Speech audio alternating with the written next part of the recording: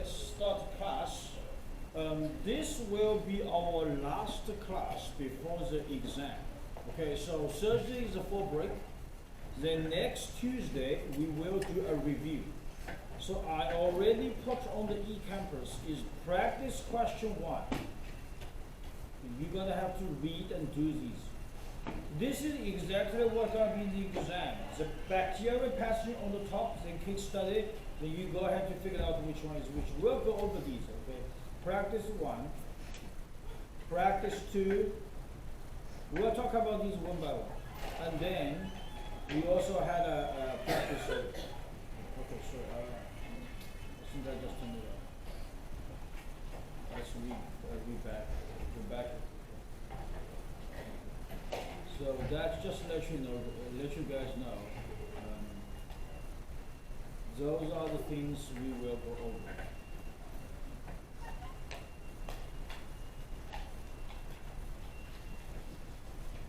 And you can see the exams to practice 3. I also have some case study. So case study will be the key. Those 3 you can study. Some short answer, and then I also have some case study. So we're going to talk about these. These are antibiotics. Okay. So we'll talk about those on Tuesday, which is October 12th. October 14th will be exam 2. Then we'll move on to exam 3. We talk about biochemistry and genetics. Okay, so that's a plan. Okay. So lab section will be resumed October 12th. I received 2 more students who is quarantined this time around, so that's okay. We cancel 1 week lab. We just clean the bench. Okay, so a couple of the benches we do have to clean. Okay, let's first of all finish the antibiotics. We talk about this slide is important. Inhibit cell wall synthesis. Because bacteria has cell wall, human being does not have cell wall, so it's safe for human being to use relatively. If these doesn't work, what are we gonna do? You have to inhibit protein synthesis. And there is 2 subunits. Remember, bacteria is 80S, is 70S, sorry. Okay, you have these subunits. Is that right? 30S and 50S. You have to attack each of these subunits at the ribosome. Because this is a place for synthesis protein. Because they are attacking the synthesis of protein. So these antibiotics more or less have some restriction, have some side effects. Okay, I'm not going to go over everything, but I want to mention several things. First of all, let's look at chloramphenicol. This is the first broad spectrum antibiotics in the world. However, it doesn't use anymore. Chloramphenicol not used at all anymore because it will be severely to damage the bone marrow system. Okay, when you damage bone marrow, what is going to happen? It is going to be decreased red and the white blood cell, which means it's going to be affect your immune system. So chloramphenicol, this guy, not using at all right now, only in life-threatening situation. Back in 1950, people using a lot because it is our first broad spectrum.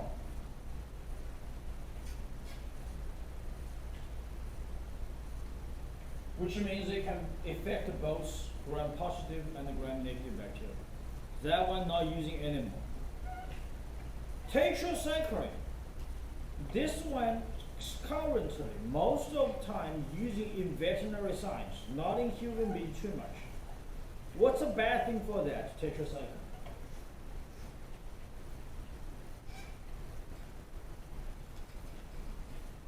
yellow teeth. That's the side effects. Very severe. People are using tetracycline too much. You have yellow teeth. Streptogramming. This is the guy come out is you do not have anything working for penicillin, which means penicillin resistant. Beta-lactam drugs resistant. So you use vancomycin, doesn't work at all. And then people try to use bacitracin, but they think bacitracin may not be a good idea. At the time, they're using streptogramming.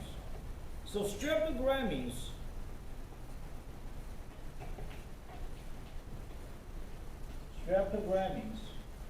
this is used for beta-lactam and vancomycin resistant situation. Okay, just want to let you know, that's why it comes out. Macrolides, this one, we also call it erythromycin. This guy we cannot use too much, otherwise you'll have hearing loss. That's erythromycin. Last one, aminoglycosides, this guy. Be careful. Aminoglycerides.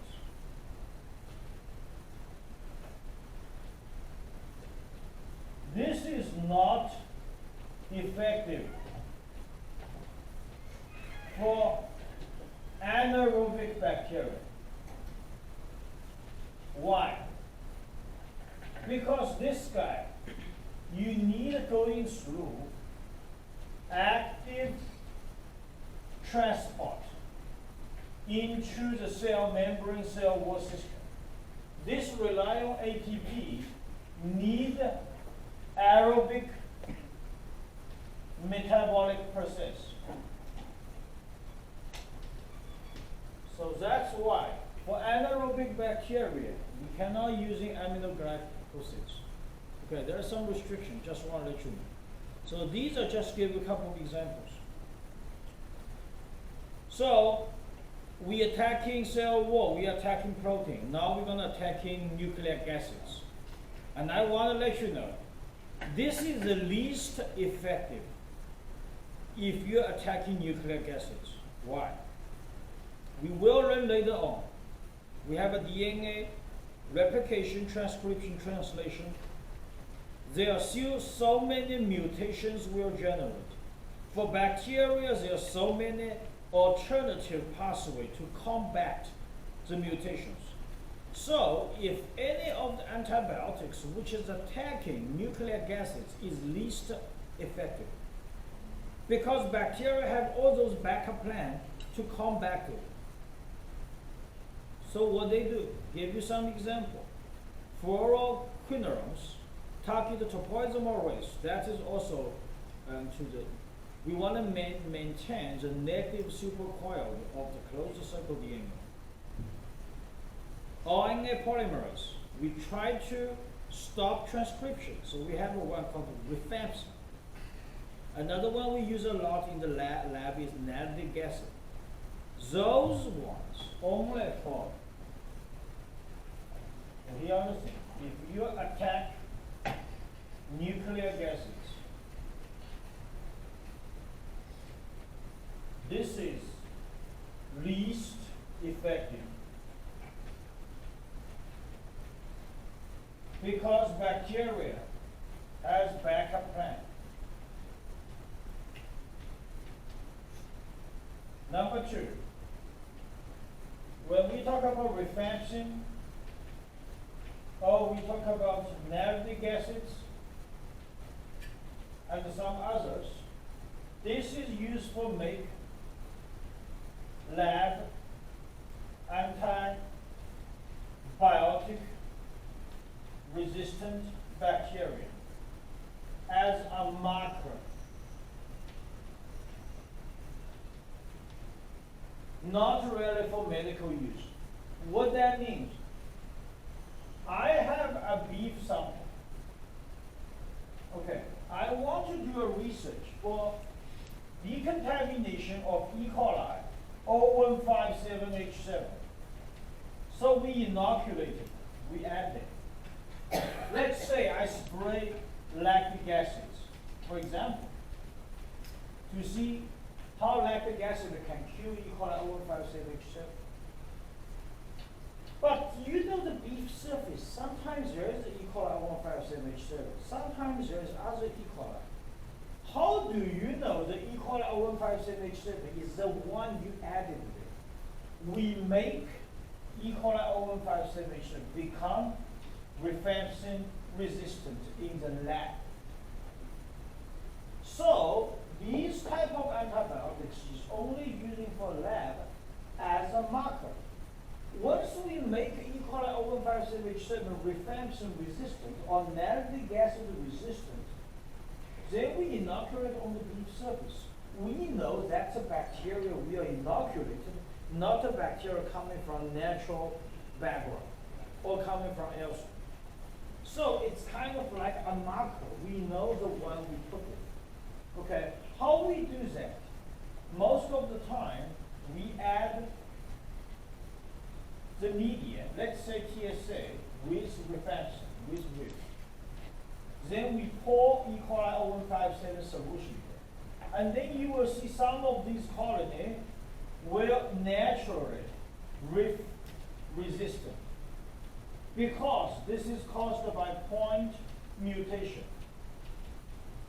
Which means you add a RIF there, it will cause something to have their backup plan of their DNA replication, so this through point mutation become resistant. And then how we cultivation that? We do multiple subculture in TSB solution with RIF. And these type of RIF, usually we make it 100 or 200 parts per million to let it be stable. However, this type of mutation usually happen in the plasmid. It usually happen in the chromosome, not in the plasmid. So every time when you really want to cultivation these type of bacteria, you should always add in rifampicin there. If you did not add in rifampicin, these type of the resistance will lose. So just give you an example.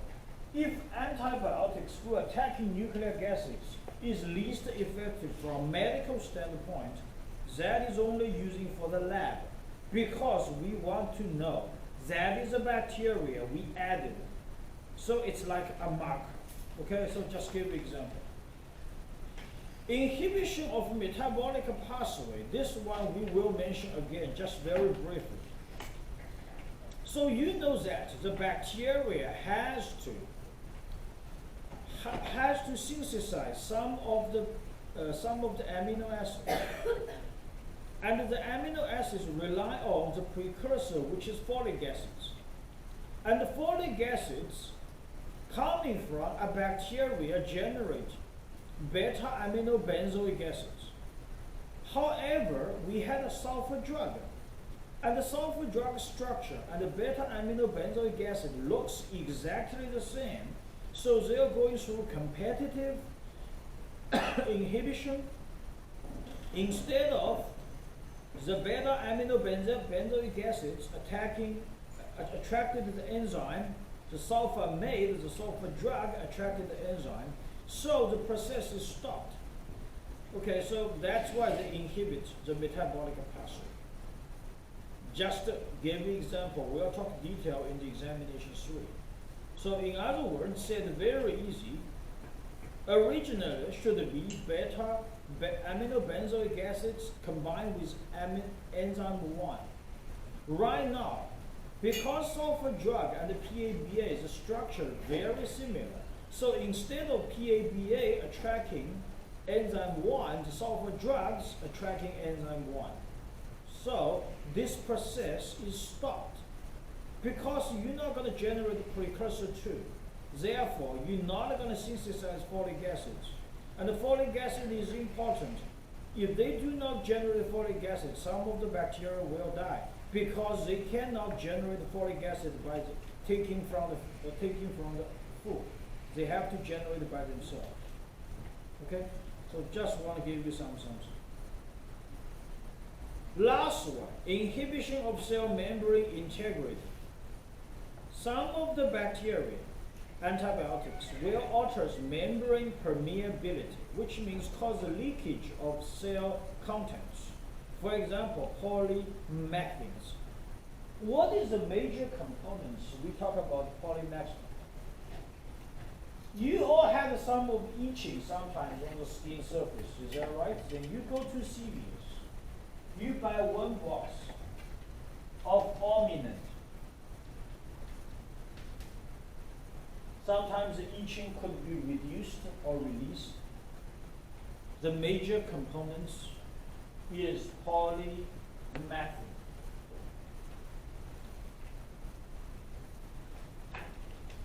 So these type of antibiotics is only or major used on skin surface.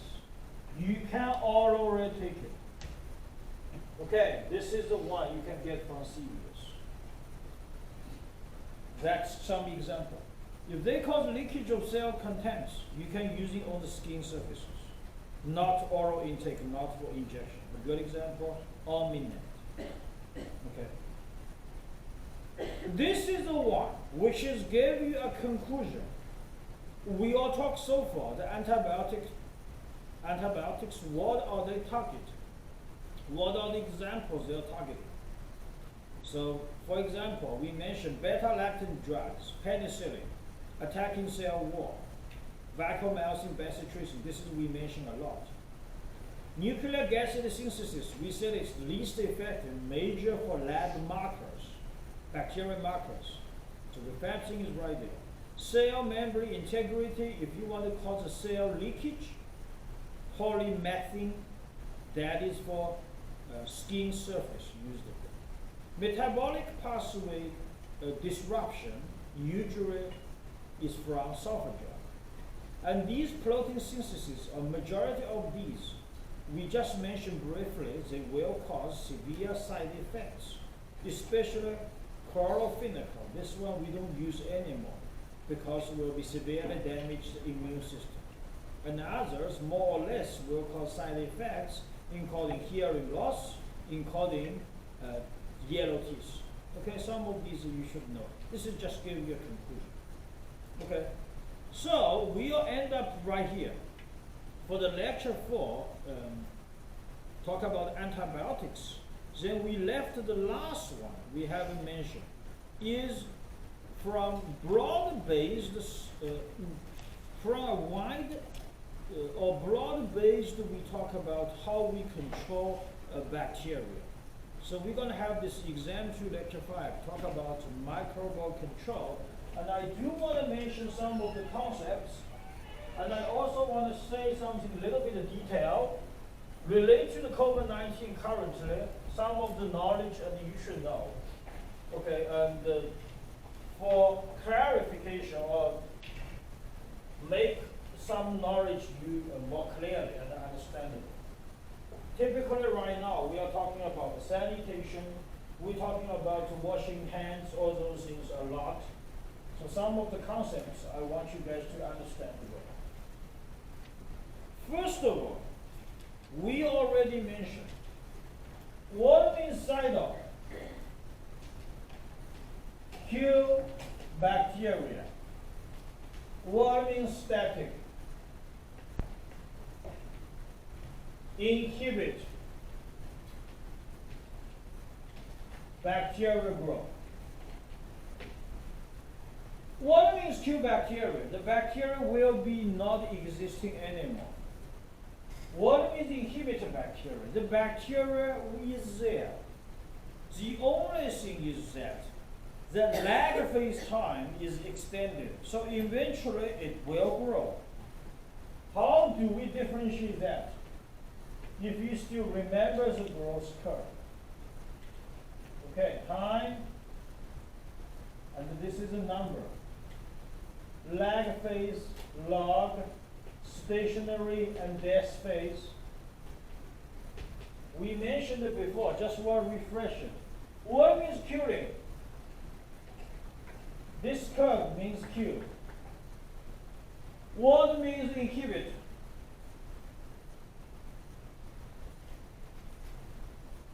This curve is inhibit. Which means we want the lag phase time extended. However, at the end of the day, it's still going to grow. May not grow as good as a normal bacteria. In a normal medium, however, it's still going to grow. So I give you an example. When you buy a hot dog, you see the label. It says you have sodium diacetate. It has potassium lactate. Those are antimicrobials. Does the hot dog, can you stay there forever? No. Usually you have to be eaten within a month, at least within 3 months if it's vacuum packaged and put in the refrigerator. Why? Because those antibiotics is only inhibit bacterial growth. It's not going to kill them. The bacteria is still there. That is what we call static. Okay? When we're using antibiotics, like penicillin, tetracycline, we are killing the bacteria. Bacteria are not going to grow. We call CIDAL. Okay, CIDAL. So those two terminology is different. This is the first thing I want to mention. Then we have these three terminology. We should know very clearly. Sterilization.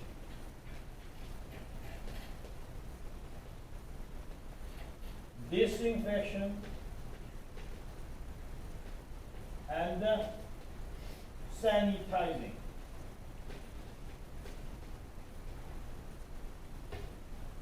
What are the major three differences? Sterilization, you kill everything. Kill all live cells. A good example is autoclave. When you put everything into autoclaving, 121 degrees Celsius, 15 psi, 50 minutes, you pretty much kill everything. This is called sterilization. Nothing is existing anymore. What is disinfection? Kill vegetative cell.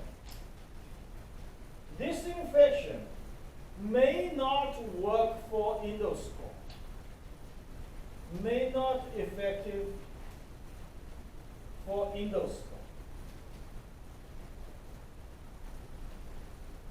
And sometimes may not work for biofilm, which means it's going to kill normal bacterial cell, grow in a solution. A good example, 95% alcohol. That is called disinfection. Okay, the last one, sanitizing. We talk about cleaning, sanitizing these days almost every day. What this means? This is only, we say, reduce microorganism to a level set by a regulation or a policy or some agency, most of the federal state governments. What this means, you're not going to kill everything. You just reduce the amount to, it's approved by the regulation. Usually, it is talk about 5 log. Okay, here is something you need to know. When you buy antibiotics, or when you buy antimicrobial solution, or you buy some of the antibacterial soap, in the bottle they wrote curing 99.9% of the bacteria. What that means? Which means roughly 3 log. Okay, I have 1,000 cell. What is equal? Log 10 of 1,000 equals 3. Remember? 10 times 3 equals 1,000. What is means IQ 99.9? Which means IQ 999 cells. How many cells left? Is 1, is that right? Okay, then transfer. Log 10 1 equals what? Equals 0. Remember? So, when you divide it by this equals what? 3 log. So, whenever you see antibacterial soap telling you killing 99.9% of the bacteria, which means it's killing 3 log. Don't be fooled about it. It's not going to kill everything. Remember, is that right? How about if your hands are really dirty? If you have so many bacteria there, what that means? You're going to reduce to until you make it 1,000 cells. You're still going to end up with 1,000 bacteria. So don't be fooled by yourself. It's not going to be, it's effective, not that effective.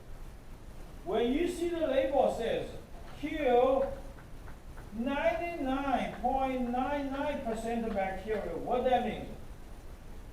Roughly 4 log. That's actually a lot, to be honest. So just so you know, when you transfer learning the microbiology, you know they put these percentage there. Seems like it's a huge number, very effective. But if you transfer them to the log, it's okay. It's not that magic. Okay? So just to let you know this. Now, antisepsis, this is a disinfection of tissues. Lots of time using in the museum. You have like a dinosaur bone, let's say, okay, just a dinosaur bone, put in some of the pockets or some of the bottles want you to see in the museum. Those are coming from like maybe 5,000 years ago. They make some story there. Those type of thing we call it antisepsis. We don't use it usually in the lab or in like meat plants. Okay, so just let you know those definitions. Now, we mentioned that the microbial death is programmed. It's not going to kill instantly, not going to be killing immediately. Okay, their death usually also exhibitional. And some of the bacteria we already mentioned, they might be died, but they still existing. So which means we're using media, we may not be cultivating them, but they still give us a risk. So we call them viable but non-culturable bacteria. We're not going to go bottom of that. This is major isotoxin is still there. Like Shiga toxin is still there. But use traditional methods, we cannot isolation bacteria because all of the